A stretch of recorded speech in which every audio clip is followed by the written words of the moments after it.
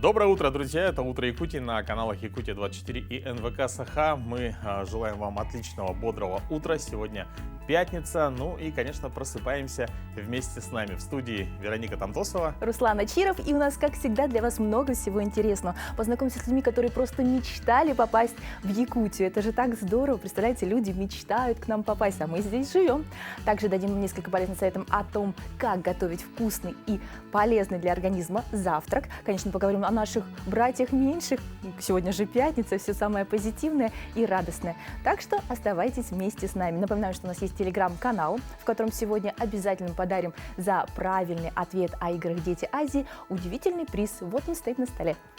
Да, термокружку получит у нас самый активный, самый первый, правильно ответивший на наши вопросы. Вопрос будет озвучен в течение эфира. Ну, а сейчас, я думаю, самое время узнать, какая же погода нас ждет за окном.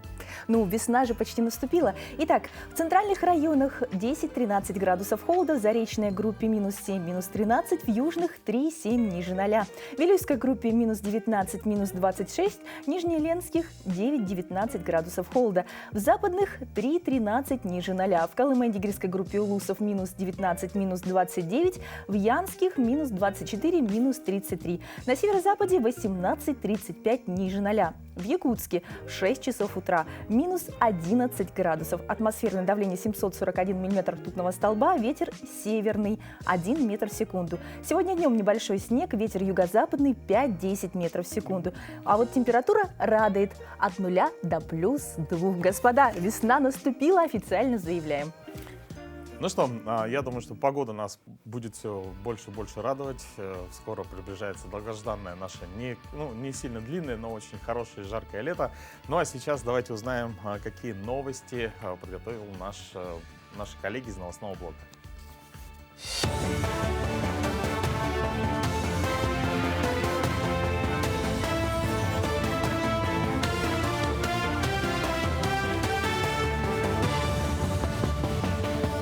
Доброе утро, коллеги! Доброе утро, Якутия! Коротко о самых заметных событиях к этому часу.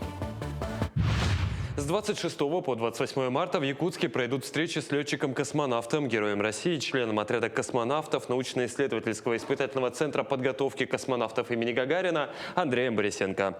Гость республики проведет познавательные беседы с детьми, студентами и педагогами. Андрей Борисенко дважды побывал на орбите в 2011 и 2016 годах. В общей сумме провел в космосе 337 суток, 8 часов и 56 минут. Сам космонавт примет участие в ряде мероприятий в рамках третьих открытых межрегиональных юношеских научных чтений имени Королева, которые посвящены 90-летию первого космонавта Юрия Гагарина, году семьи в России и году детства в республике. Чтения призваны информировать и привлечь учащихся к аэрокосмическим и техническим профессиям. Комиссия по коммунальному обеспечению международных игр «Дети Азии» работает на постоянной основе. Так, в прошлом году совместно с ресурсоснабжающими организациями были проведены обследования объектов проведения игр. Основной акцент делается на надежности водоснабжения и водоотведения. Кроме того, одной из основных задач является обеспечение резервными источниками питания крупных спортивных объектов. С этого года комиссия будет работать уже непосредственно на объектах. Безусловно, в период проведения игр все плановые ограничения будут приостановлены со стороны ресурсоснабжающих организаций. Решением штаба энергобезопасности будет принято решение о проведении технологической тишины. Это означает, что мы за исключением аварийных нарушений, а также технологических нарушений, все плановые работы, связанные с проведением ремонтных работ, будут приостановлены. Тем временем в Якутии дан старт подготовке переводчиков международных спортивных игр «Дети Азии». Их планируют готовить на базе Института зарубежной филологии и регионоведения. Дирекция игры и представители института подписали двухстороннее соглашение, согласно которому на игры планируют привлечь 80 специалистов в области перевода. Отмечу, что они будут не только сопровождать официальные делегации участников игр, но и знакомить с культурой и историей спортивного состязания.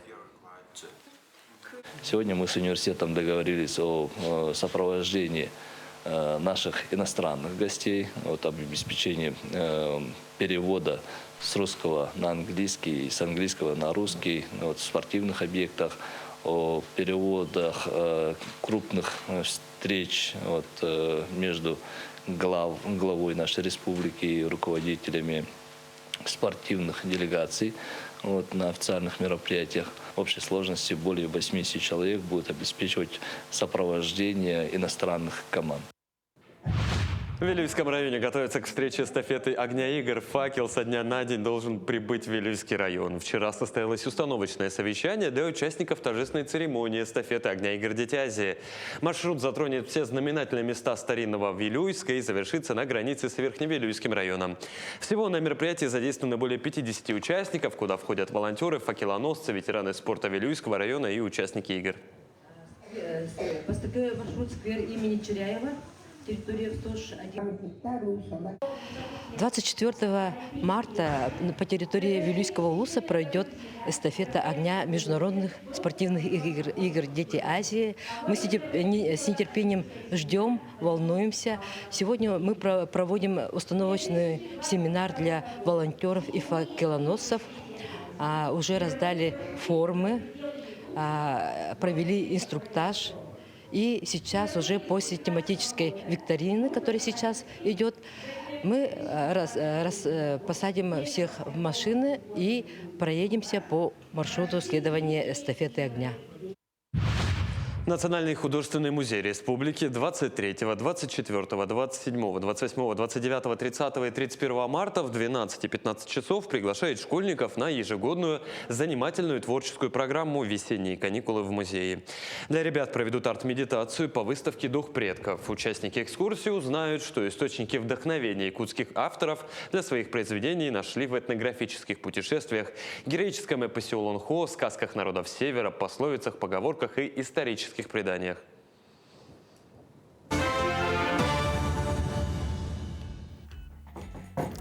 Всем еще раз доброго утра, хорошего настроения. Итак, у нас сегодня в гостях люди, которые 5 лет назад запланировали поездку в Якутию, и вот их мечта сбылась.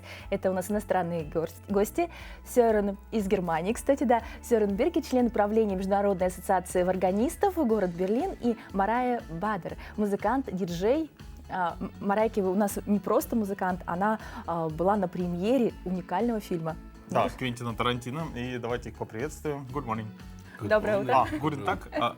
Доброе утро. Доброе утро. Давайте для начала с вами познакомимся. У нас есть переводчик. Introduce yourself. Ladies first. Okay. My name is Mareike Bader. My DJ name is Clarice. I'm from Berlin. And yeah. Меня зовут Марайка Бадер, и я диджей из Берлина. И мое имя там Кларис, диджей Кларис. Ninja Savut Sören. I'm living in Berlin. We are married. And I'm working for concert hall. I'm running a concert hall. But I'm a musician too, and I play since I'm 14 years old. Меня зовут Сёрен, я живу в Берлине, и также я организую концерты, сам выступаю. Вот мы здесь.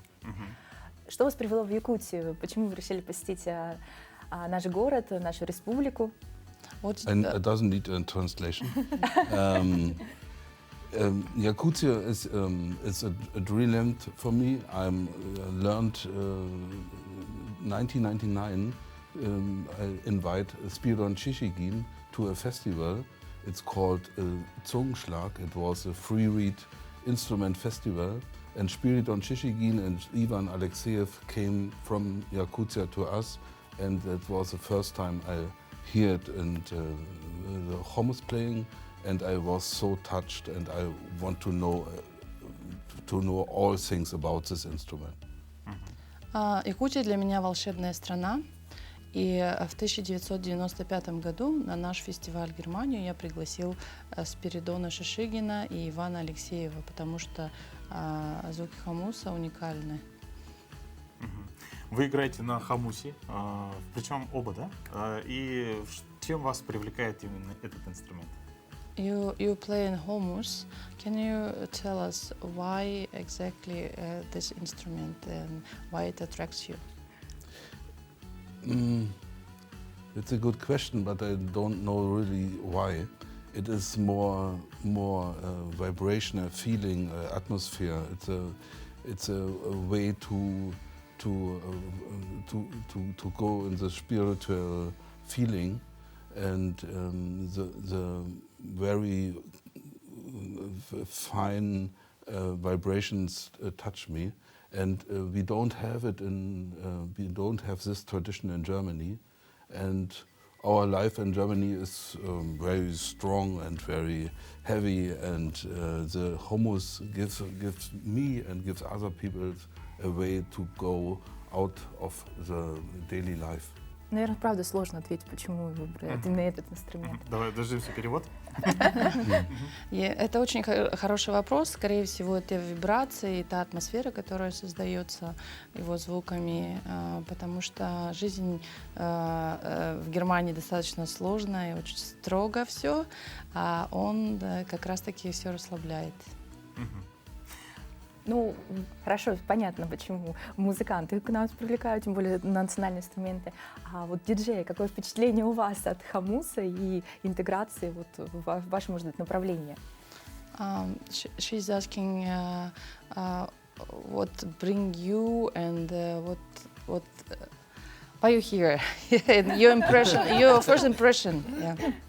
Yeah, so the first thing is that Sören told me so much about Yakutia, and of course I knew Spiridon Shishigin and Ivan Alexeyev for a long time, also since 1999, since I saw them for the first time, and I'm connected with the Homus people in Europe and of course abroad. And also I met Masha Maria Shishigina, the daughter of Spiridon.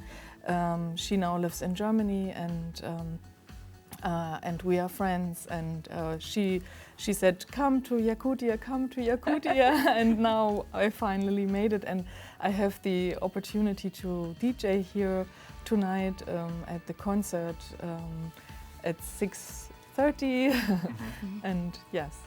Конечно, я много слышала от Сёрена об Якутии, и с 1995 года я знакома со Спиридоном Шишигиным и Иваном Гоголем, а позже я познакомилась с дочерью Спиридона, с Машей, которая живет сейчас в Германии, и она всегда нас приглашала: приезжайте, приезжайте в Якутию. Я очень рада, что я здесь, и сегодня я буду выступать тоже на концерте в 6:30, и у меня вот такая вот возможность. Тогда поподробнее можете рассказать про концерт? Can you tell more about the concert? Oh, we don't know what's happened. We listen, we play a concert tonight, and there are a lot of members. I hear about 7 artists. We are a part of this, and it will be a show 1.5 to 2 hours, and we play. Every artist play some compositions. Все, что я могу сказать, нам сказали выступать сегодня на концерте. Сегодня будет там 7 исполнителей, и мы будем все вместе там играть, выступать. Сёрен, в 2011 году вы участвовали в установлении мирового рекорда по игре на хамусе. Когда вы впервые познакомились с этим инструментом? In 2011, you've been in a Guinness record, and can you tell us when you first get know about hummus? My first time, I don't know really. We have in the GDR time a little bit of folkloristisch people, and they play a kind of hummus, because hummus what we have in this time was very bad quality. And after the years, and I think the really first explosion was a concert of Spiridon and Ivan. Yeah. Я точно не могу сказать, когда, но в ГДР, во времена ГДР у нас были тоже инструменты, но они не были такие совершенные, и я только помню какие-то звуки, но, конечно, самое неизгладимое впечатление это было от выступления Спиридона Шишигина и Ивана Алексеева. Здорово. Какие у вас планы, что бы вы хотели увидеть? And now tell us about your plans about Yakutia. Yeah, since we arrived, we have a full schedule. We are meeting a lot of people, interesting people, and what we saw is the Lena Pillars. We went there, and it was luckily the day of the opening of the Children of Asia Games. That was amazing to be on the Lena River, on the ice, and we have never done that before.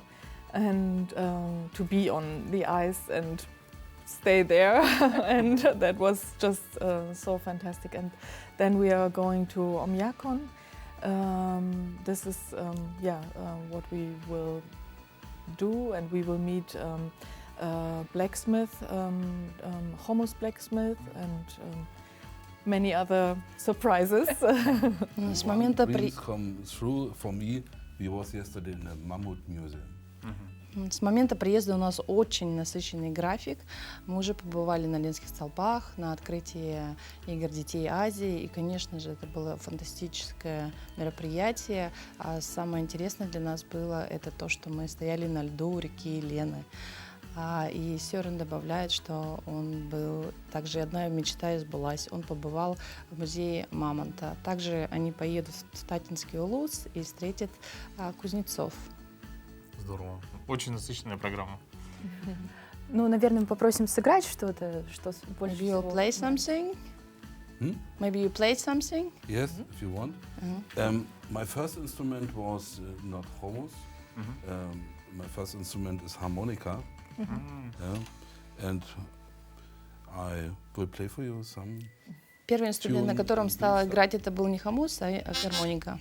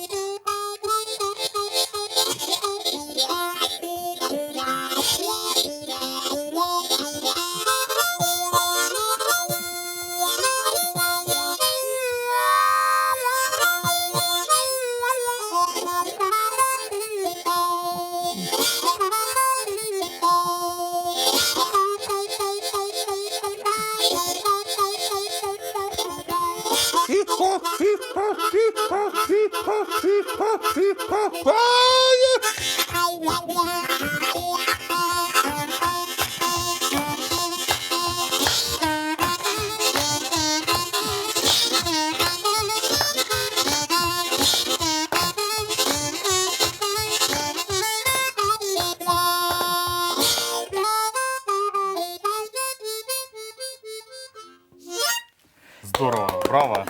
Супер, супер. Спасибо большое. Я думаю, что наши телезрители проснулись под вашу музыку. И желаем вам удачи, успехов. Сегодня, напомним, будет концерт на волне чарующих звуков. Состоится он начало 18:30. Будет проходить... ДК Кулаковского. Да. Приглашаем всех, потому что мы получили колоссальное впечатление, но все равно через экран эти эмоции передать очень сложно, поэтому, чтобы зарядиться эмоциями, почувствовать этот ритм вживую, обязательно приходите. Да, и мы благодарим вас. Большое спасибо. And please come on. Приходите. Да, друзья, но если вы сегодня планируете добраться, например, до работы на такси, то можете смело поздравить водителя с Международным днем таксиста. Именно в этот день, в 1907 году, в Лондоне появились первые автомобили, оснащенные специальными счетчиками. Ну а какие даты и события сегодня еще порадуют вас, узнаем прямо сейчас.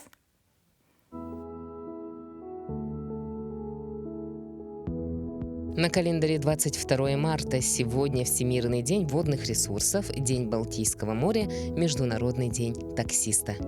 По народному календарю сороки 40 сороков. Крестьяне говорили, что на сороки день с ночью меряется, зима кончается, весна начинается. А предвестниками весны были жаворонки, хотя на сороки, по поверью, из-за моря прилетали 40 разных птиц. Это день в истории. 1874 год. Впервые проведена игра в большой теннис. 1895. В Париже состоялась первая в истории демонстрация кинофильма. 1943. Трагедия в Хатыне в годы Великой Отечественной войны. 1951. Создана первая в СССР Центральная студия телевидения. В этот день родились Антонис ван Дейк, фламандский художник, мастер парадного портрета. Георгий Жонов, советский и российский актер театра и кино, народный артист СССР. Фанни Ардан, французская актриса театра и кино, режиссер. Валерий Сюткин, советский и российский певец и музыкант, заслуженный артист России. Именины отмечают Александр, Александра, Алексей, Афанасий, Валерий, Дмитрий, Иван, Ираклий, Кирилл, Леонтий, Михаил, Наталья, Николай, а также Петр, Сергей и Тарас.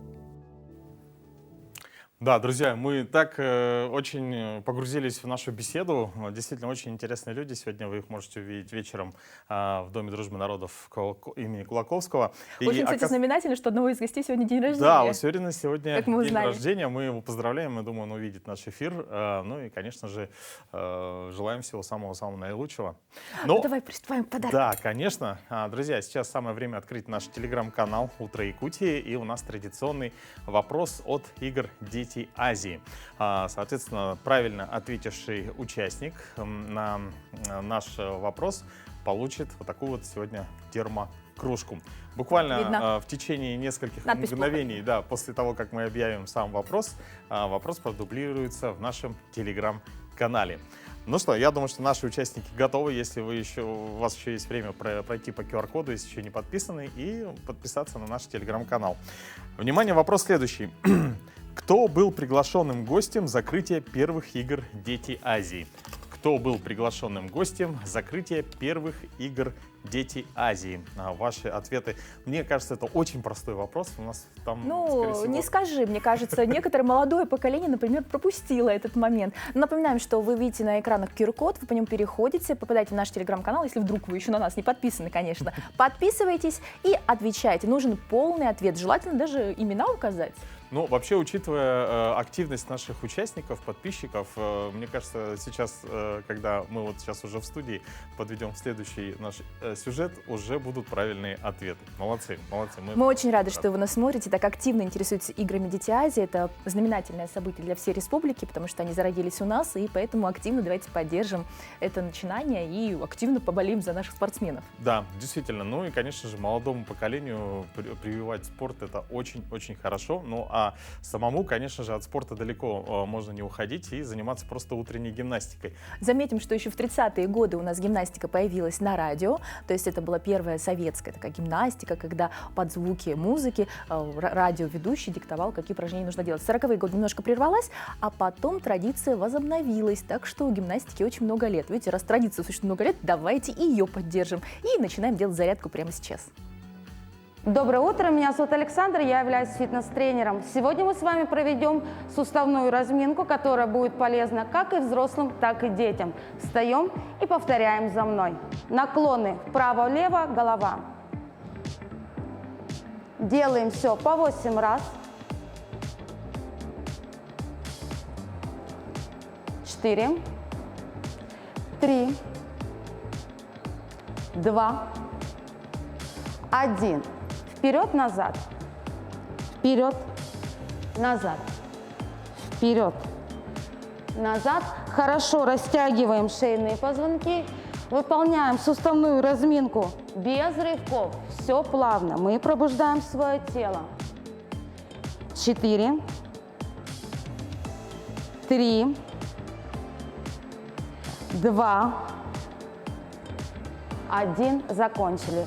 Далее переходим к плечам. Круговые движения. Вперед, на 8, 7, 6, 5, 4, 3, 2, 1. И в обратную сторону. 8, 7, 6, 5, 4, 3, 2, 1. Далее переходим к разогреву тазобедренного сустава. Работаем по точкам: в сторону вперед, в сторону назад, в сторону вперед, в сторону назад. И еще раз. Далее соединяем. 6 повторов вправо и 6 повторов у нас будет влево.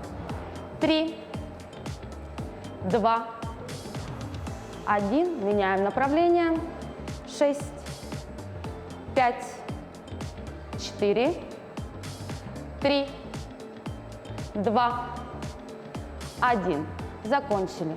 Разогреем колени круговыми движениями. Плавно. Все делаем без рывков. 8 в одну сторону. Держим живот в тонусе.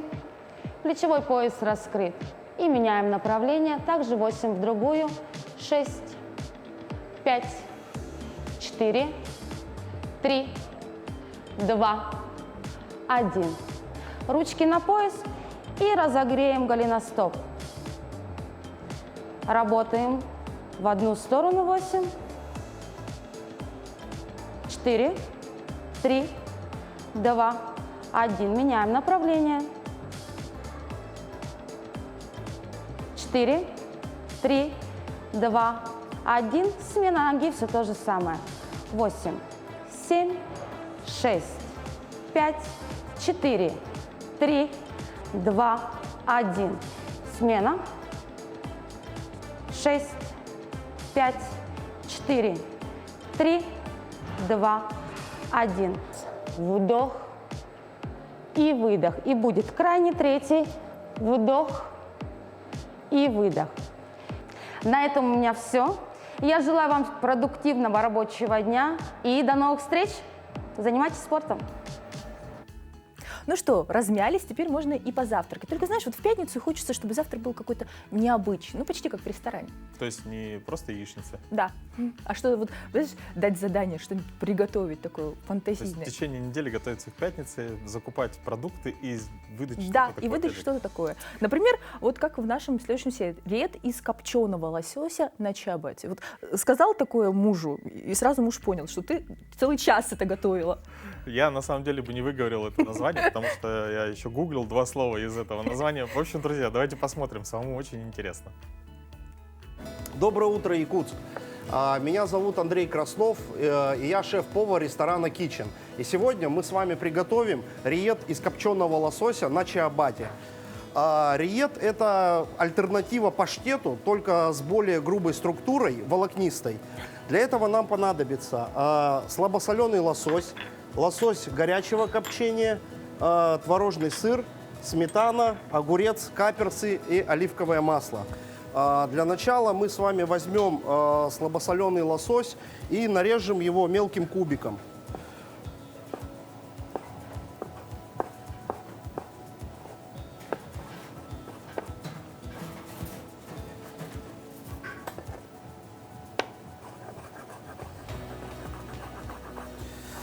Далее берем горячего копчения лосось, также его нарезаем кубиком, но в дальнейшем мы его будем разминать вилкой, чтобы как раз таки получить грубую и волокнистую структуру.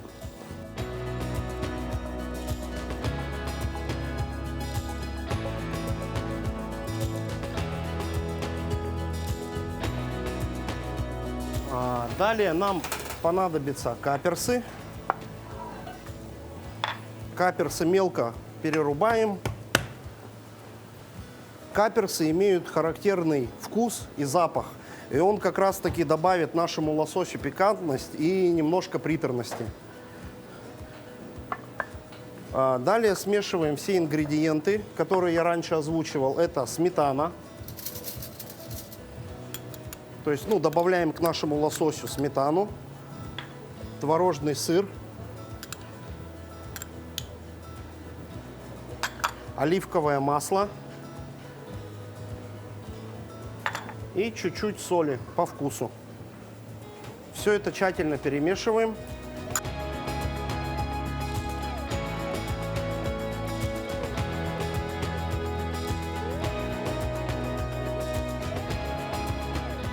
Все хорошенько перемешав, пробуем на вкус. Соль, перец, все устраивает. Можно оформлять подачу.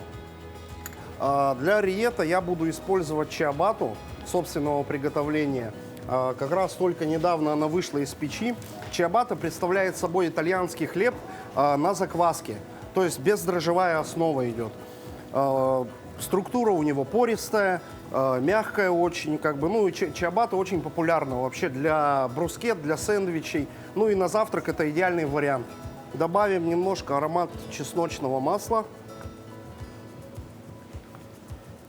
и подрумяним ее на гриле.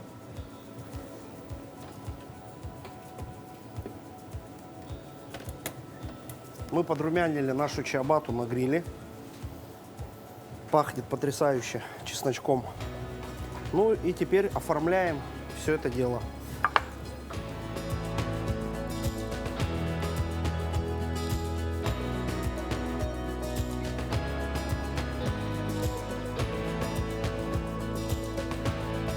Вообще можно было бы по-простому пойти и взять и намазать это как обычный бутерброд. Но так как у нас с вами сегодня необычный выбор, не совсем стандартный паштет, то и подачу я решил выбрать не совсем стандартную и сделать при помощи 2 столовых вот таких ложек шарики.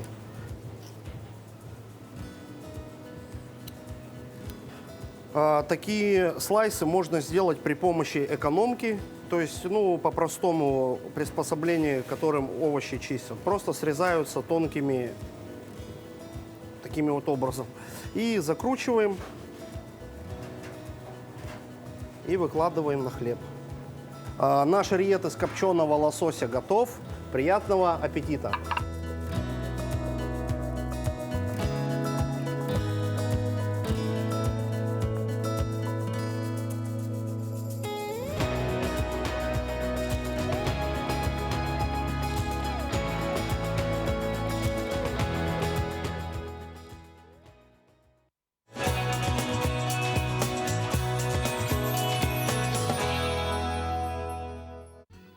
Желаем всем доброго утра. Это «Утро Якутии» на каналах Якутия-24 НВК Саха. И надо бы отметить, что молодое поколение сейчас все более продвинутое, да, и очень активно пользуются гаджетами. Сказал Руслан, который вечно ищет телефон у своих детей.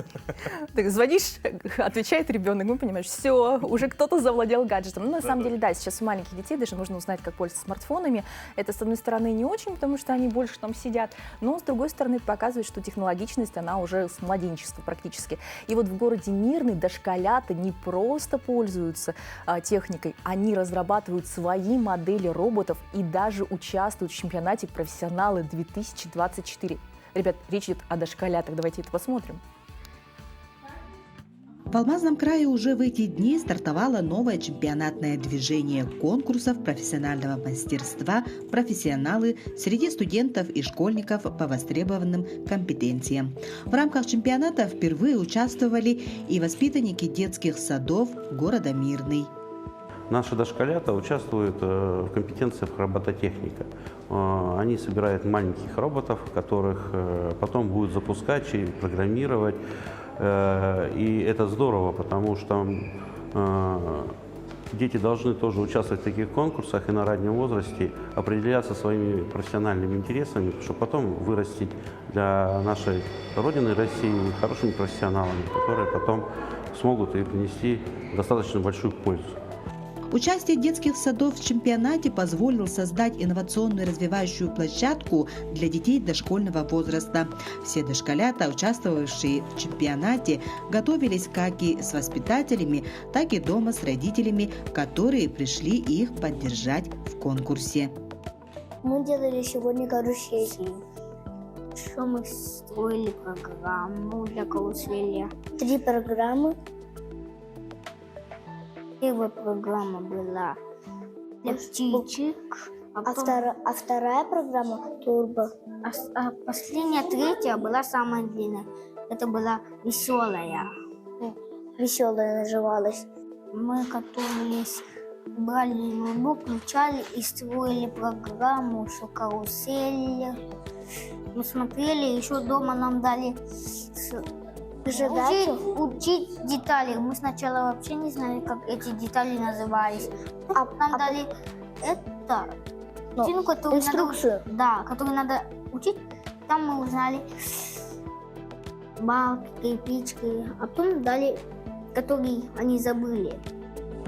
Вот так воспитанники детского сада Лукоморье Ефим и Кирилл с огромной радостью рассказывают об участии в чемпионате, ведь они стали абсолютными победителями среди детей дошкольного возраста. Анна Васильева, Мирный. А мы напоминаем вам, что в этом месяце в стенах Национального художественного музея открылась выставка «Дух предков», организованная совместно с Союзом художников Якутии. В экспозиционном пространстве выставки можно увидеть то, как художники изобразительными средствами трактуют философию своего народа, выражают собственную индивидуальность, выполняя роль медиатора между прошлым и настоящим, толкователя единого смысла этнонациональной истории. С одной из представленных работ мы спешим познакомить вас прямо сейчас. Национальный художественный музей представляет новую выставку членов Союза художников Республики Саха-Якутия «Дух предков». Источником вдохновения для художников послужили якутские сказки, поговорки, пословицы, эпос. И ведь издавна человек представлял, раскрывал образную картину мира через мифотворчество. А изобразительное искусство, оно как раз служит тем инструментом, который исследует национальное восприятие мифов. И каждый художник трактует по-своему свою философию народа и показывает, конечно, свою индивидуальность. На выставке представлено произведение якутского художника, живописца, члена Союза художников России, заслуженного деятеля Республики Саха-Якутия, обладателя золотой медали «Духовность, традиции, мастерство» Макарова Федота Гаврилевича. В 2006 году он обратился к эвенкийской мифологии и написал картину «Бог солнца Дыланча». Это удивительная, такая яркая картина, очень добрая, которая повествует о том, что эвенки верили, чтобы наступила весна, надо весь год, всю зиму собирать по крупицам солнечный свет. И на картине предстает Бог Солнца, он в образе старца, который опирается на трость, у него нимб над головой, и он так внимательно следит за этим процессом, когда его трое сыновей, которые символизируют 3 летних месяца, с такой любовью, с таким порывом вот из этого мешка, в который они собирали весь год солнечные лучи, они подходят к дыре, которая в переводе с эвенкийского произносится как «санар» или «сангар», и сбрасывают в срединный мир вот эти добрые лучи, чтобы людям жилось счастливо, чтобы у них жизнь была освещена солнцем, добром. И на этой картине мы также видим сзади, позади огромный круг, который тоже символизирует Вселенную. Кстати, мы видим и созвездие, а в центре этого круга такой символ Солнца, который художник взял из костюма шамана. Кстати, на самом старце мы видим вот этот тоже круг с этим образом. Конечно, это его сыновья, они сильные, добрые, это их поступок, это их, они вообще герои, потому что они одаривают людей Срединного мира не только теплом, ну и таким добрым светом. Это такое пожелание, наверное, мирной жизни. Ведь, конечно, всегда идет такое сопоставление тьмы и света. И вот эта тьма — это страх, это война, это ночь, а свет — это всегда добро и всегда счастье. Поэтому приглашаем всех жителей города на эту удивительную выставку, чтобы вы смогли и разбудить свою фантазию, и вспомнить якутские сказки, поговорки, пословицы. И, конечно же, немаловажно, чтобы открыть в себе какие-то новые яркие эмоции.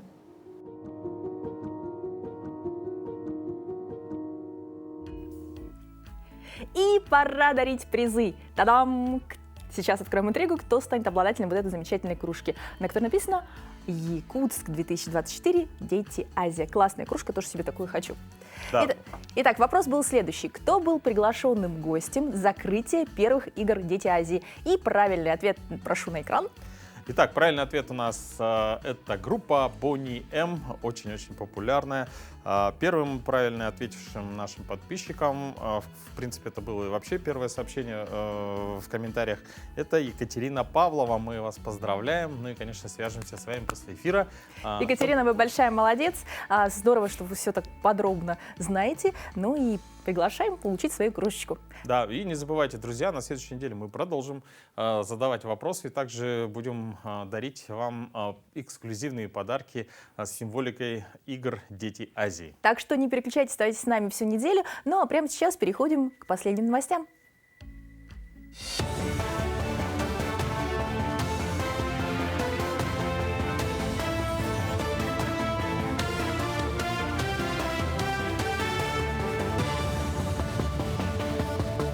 Доброе утро. Коротко о самых заметных событиях к этому часу.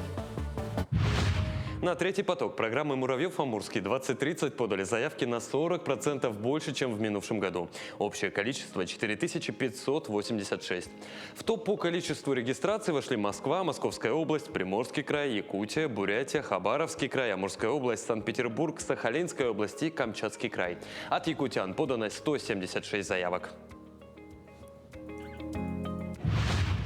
Автозимник от села Тас-Юрях в Мирнинском районе до поселка Верхнемарково закроют с 1 апреля. Будет закрыта трасса А-331 Вилюй. Водителям рекомендуют запланировать перевозки до закрытия дороги, чтобы избежать заторов и остановки движения. Напомню, в республике грузоподъемность на ледовых переправах и автозимниках федерального и регионального значения также начнут снижать с 1 апреля. В Исалданском районе выставят раритетные экспонаты из конца 18 века. Экспозиция из протазана и большого котла будет состоять 2 дня в историко-краеведческом музее района. Этими вещами пользовался в 1670 году Сулук Ботур, внук Легоя Тайона. Протазан и котел найдены в 1944 году известным археологом и этнографом Иваном Новгородовым в местности Байды Легойского наследия. По преданиям, именно там был и похоронен Сулук Ботур. Они сделаны из железа, хранятся, у них сохранность довольно-таки хорошая, удовлетворительная. И сегодня наши посетители очень обрадовались, волновались, потому что мы ждали этого момента 3-й год. Мы хотели еще вот к играм приобрести эти раритетные предметы. В этом году спартакиада по зимним видам спорта соберет лучших спортсменов из всех районов Якутии с 25 по 31 марта в Алдании и Нерюнгри. Амиконская команда представит не все виды спорта. Выступят лыжники, 5 человек, и 5 спортсменов примут участие в соревнованиях по Северному многоборью.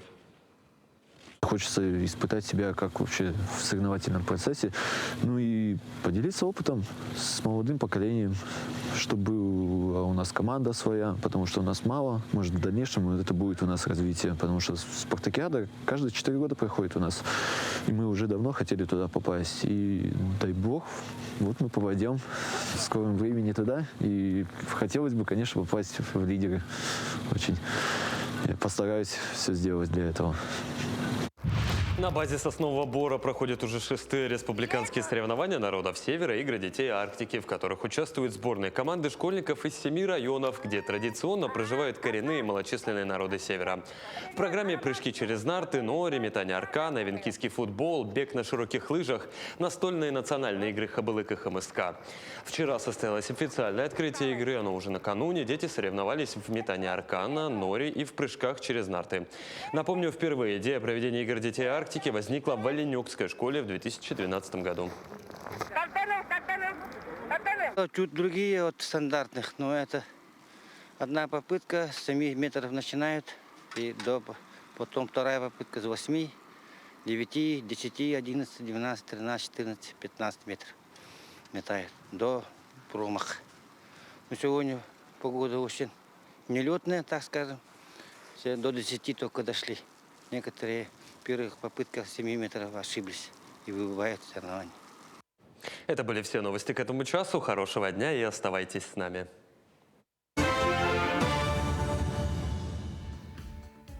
С 17 марта на канале Якутия-24 стартовал телепроект «Танцуй». А уже в это воскресенье вас ждет знакомство с участниками нового сезона. Кто они и что интересного ждет зрителей в этот раз, расскажет сегодня в наших гостях коллега, редактор телепроекта «Танцуй» Юлия Михайлова. Юлия, доброе утро. Доброе утро. Здравствуйте. Очень ждем проект сами, потому что интересно наблюдать, что интересного и кто участники.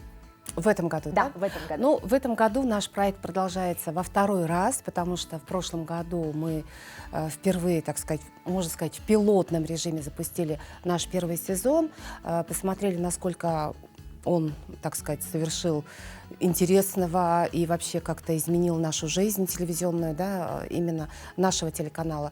Вполне успешный был проект, и поэтому мы решили, что этот проект должен стать традиционным и вообще войти в нашу сетку.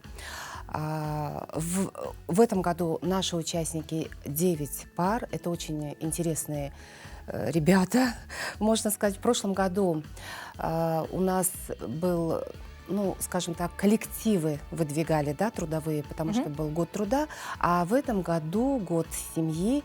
Но все те участники, которые пришли к нам сегодня, конечно же, это люди, у которых семьи, кто-то в поиске, кто-то уже имеет семью. Но хочу сказать, что у нас один участник, это многодетный папа. У него 8 детей, представляете? И он нашел время для нашего проекта. Он еще, кстати, и общественник. Это, ну, в общем, все зрители узнают во время нашего эфира, буквально вот совсем скоро, 24 марта в 19 часов. Ну, это здорово, что такие участники. Вот мы видим их на экране, все такие позитивные, настроенные, яркие. Все из разных сфер абсолютно. Абсолютно из разных сфер. И, кстати говоря, вот с поиском участников в этом году, ну, без некоторых таких вот шероховатостей, конечно, не обошлось, но я хочу сказать, что у всех наш проект на слуху, потому что первый проект действительно вызвал такой вот, ну, не то что ажиотаж, но, в общем-то, такой искренний интерес у наших телезрителей. Что это? Это была, в общем-то, новинка для нас. Если вот первый проект сравнивать со вторым, на первом проекте мы были, ну, действительно новичками, потому что все-таки наш канал информационный больше, да, но мы решили, все-таки должна быть нотка какая-то, доля, скажем так, ну, легкости, скажем, да, чтобы люди как-то отвлеклись от забот, от, да. А чем запомнился первый сезон? Первый сезон, ну, опять-таки повторюсь, как организаторам, да, организаторам было немножко тяжеловато и сложно, потому что это было впервые, мы были как новички, можно сказать, в первый раз, в первый класс, поэтому буквально все, начиная от микрофонных папок, начиная от взаимодействия с нашей телестудией. Телестудия, кстати, наша НВК, это вообще государство, можно сказать, в государстве, то есть огромный вот этот вот процесс, влиться в него было немножечко очень, ну, скажем, не то, что сложно, просто технически нам нужно было многому учиться. Да. Да, мы видели вот кадры только что на экране, да, как танцевали пары. Вот очень они все действительно яркие. подарили просто великолепный праздник танца. И знаете, вот выхлоп такой был, там не было проигравших. Конечно, было 2 победы, это по мнению жюри, действительно, да, насколько они показали за все эфиры рост. Все-таки наш проект, он такой, нельзя сказать, что это такой вот длинной по длительности, ну вот длинной по длительности. Месяц, если в общем, не да, ошибаюсь, да? 1,5 месяца. полтора В этом даже. году тоже 1,5 месяца. И вот за это время ребята показывают, это же новички, у них нет такого солидного опыта танцевального. Ну, спасибо, если, допустим, наш участник когда-то танцевал в школе, да. В основном это люди, которые, ну, просто хотят танцевать, научиться танцевать.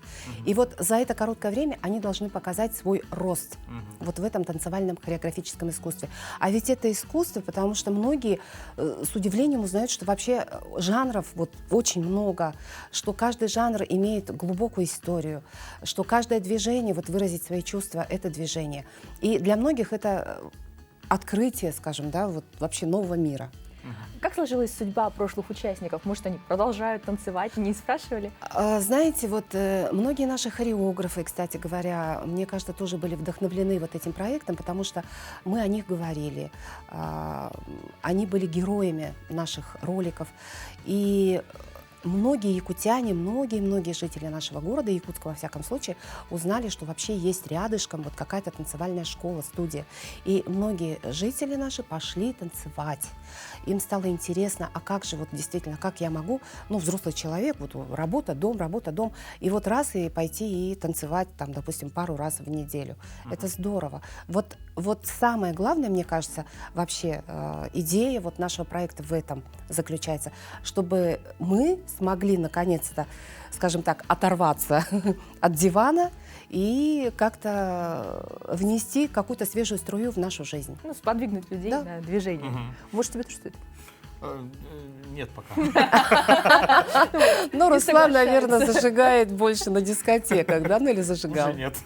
Да, у вас, вот, насколько я помню, и стиль хип-хопа тоже есть. И подошло, наверное. Но, кстати, жанры, да, у нас будет современный танец. Но говорят вообще вот хореографы, что современный танец — это наиболее, ну, скажем, сложная такая вот вещь с точки зрения, что постановка танца. Современные танцы, они смотрятся, когда много участников. А когда танцует пара на паркете, это крайне сложно. То есть нужно как-то вот обратиться, наверное, какой-то к сценографии, к режиссуре, чтобы показать какую-то постановку с элементами современного танца. Ну, я не знаю, я не профессионал, как бы, да. Это почти второй. к этому стремитесь. Да. То есть мы с каждым, наверное, шагом нашим вот взаимодействием с хореографами, с нашими участниками, все равно мы какие-то открываем новые грани. Ну, а для наших участников вообще это драйв, это настроение, это позитив. И ведь многие, кстати, у нас есть и адвокаты, у нас есть и работники, там, скажем, органов, да, безопасности. У нас есть люди, которые связаны с телекоммуникационными системами, ну, их деятельность профессиональная. То есть люди разных профессий, разного, скажем так, семейного положения, они участвуют в этом проекте. И для многих, многие, кстати, отмечали это, что идя на этот проект, многие, кстати говоря, перебарывают свой страх, свою стеснительность.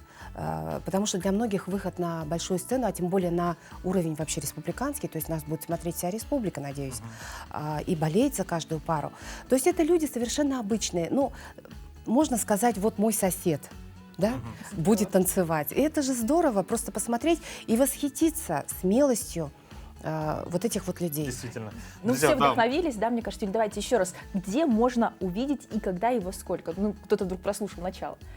Ну, в общем, еще раз, очень коротко, 24 марта, воскресенье, в 19 часов, вечером в прямом эфире состоится второй сезон, вернее, продолжение, потому что первый эфир мы показали 17 марта. Это были лучшие номера прошлогоднего эфира. Мы опять-таки вспомнили, вдохновились, восхитились, а где-то и прослезились, потому что было жаль расставаться с первыми участниками.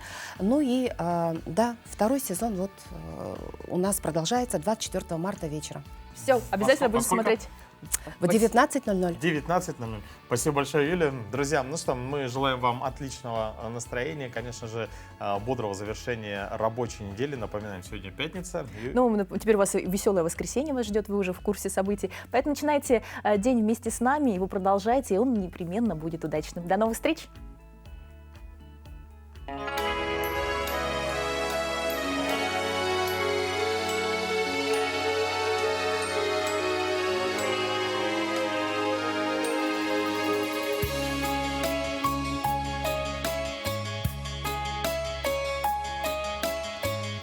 Давно ли песни ты мне пела,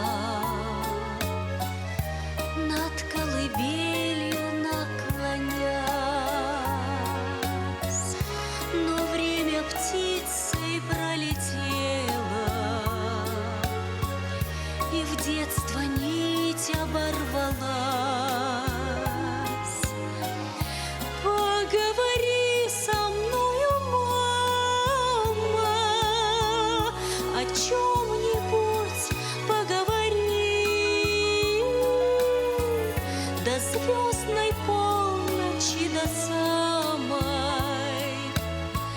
мне снова детство подари.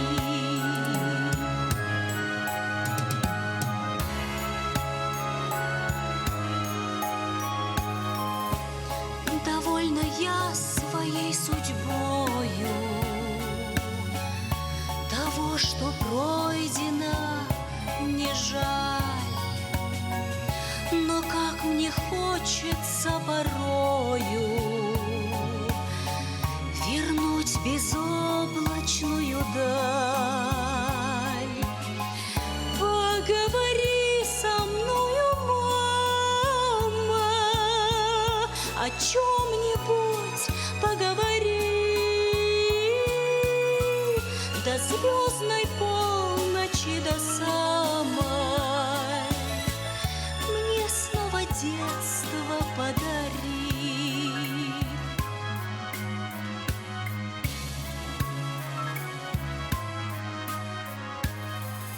Минуты сказочные эти навек оставлю в сердце я, дороже всех наград на свете.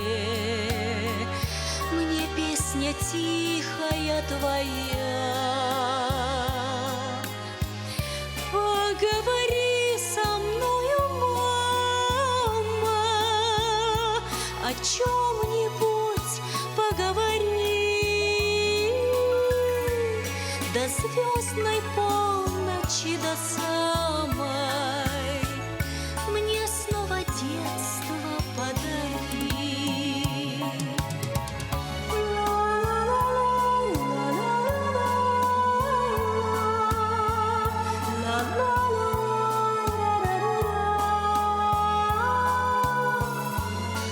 Поговори со мною, мама,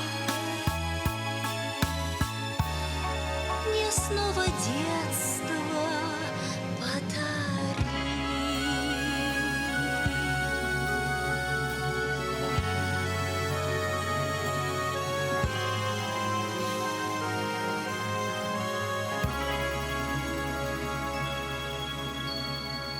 Мама, люблю тебя.